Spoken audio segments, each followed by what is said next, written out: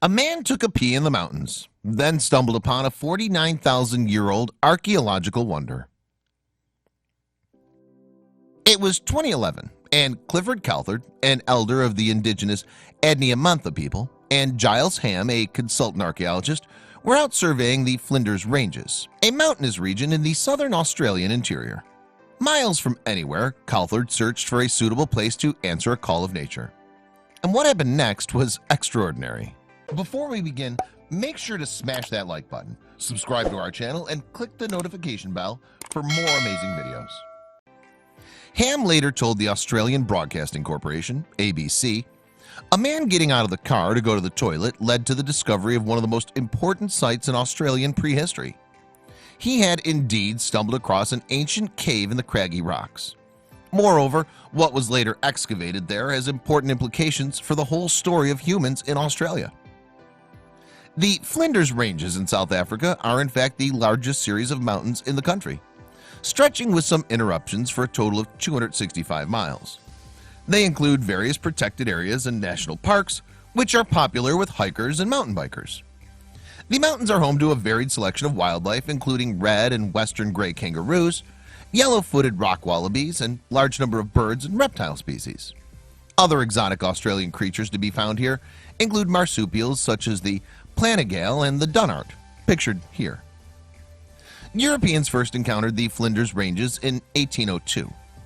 It was when members of an exploratory team led by Englishman Captain Matthew Flinders scaled the peak of Mount Brown. Further exploration and the opening of sheep farms continued through the 19th century. Other commercial activities in the Flinders Ranges include copper and coal mining. But the original human inhabitants of the Flinders Ranges, the Adnyamatha people, have been here for many millennia longer than the late arriving Europeans. Formerly, it was believed that their predecessors had occupied the land for around 39,000 years. But the cave that Calthard and Ham found in 2011 changed that assumption. The cave that Ham and Calthard found has come to be known as Waratia Cave. As Ham told ABC, nature called and Cliff walked up this creek bed and into this gorge and found this amazing spring surrounded by rock art. It was the smoke-blackened roof of a cave set in a cliff face about 65 feet above the creek that attracted the men's attention. Immediately when we saw that, we thought, wow, that's people lighting fires inside that rock shelter. That's human activity, Ham later recalled. At first, the two men had no real idea of how significant a find this cave might be. In contrast, Ham remembered that he thought at the time the cave might have been used by humans for perhaps 5,000 years. This initial estimate turned out to be way off the mark, however.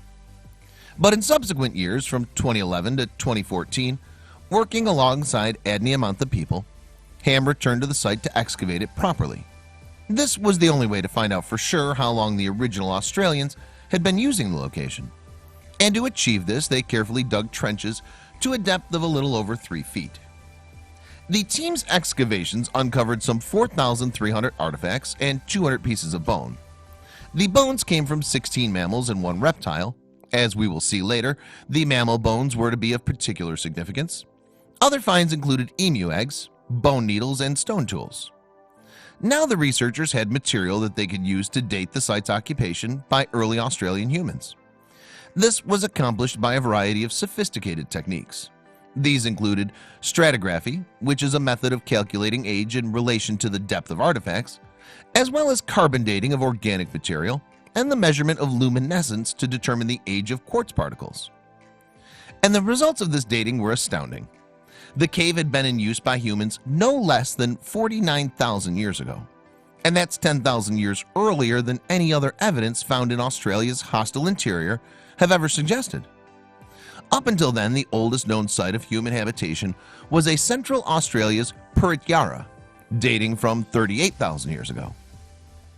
Researchers believe that the first humans arrived across the sea, landing on the northern Australian coast about 50,000 years ago.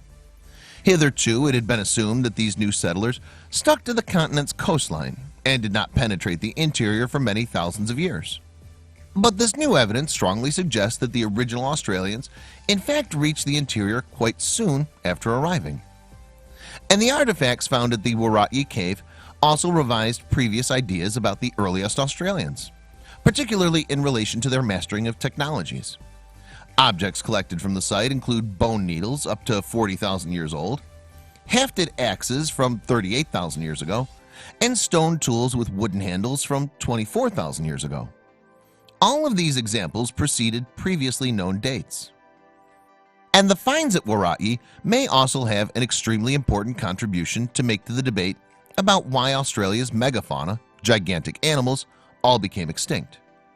Until now, one of the main schools of thought about these extinctions is that they may have been caused by climate change. But according to Flinders University professor Gavin Prideaux, speaking to ABC, one good thing about this study is there's no doubt there are megafauna remains in the form of Diprotodon, a giant bird in the rock shelter in a well-dated, well-stratified context sometime between 45,000 and 50,000 years ago. And this led Professor Prideaux to the conclusion that the new find undermines one of the supposed pillars of support for climate change, not humans causing the extinctions, because the site shows that humans lived alongside these animals and hunted them. Professor Prideaux, who co-authored a paper with Ham about the dig at Wairāti, published in Nature, asserted that their findings smashed several paradigms about indigenous Australians. Paleoanthropologist Michael Westaway agreed, telling ABC, "There's a Eurocentric view that material culture in Australia is quite simplistic and backward, but this helps rewrite that story." So there you have it. One man's need for a leak in the Australian outback led to a discovery that has recast the history of the earliest settlers in Australia. We can now say with some confidence that they reached the interior of the continent much earlier than previously thought, and that they had a more sophisticated grasp of technologies than we realized. But sadly, it also looks increasingly likely that it was humans and not climate change that wiped out Australia's extraordinary megafauna.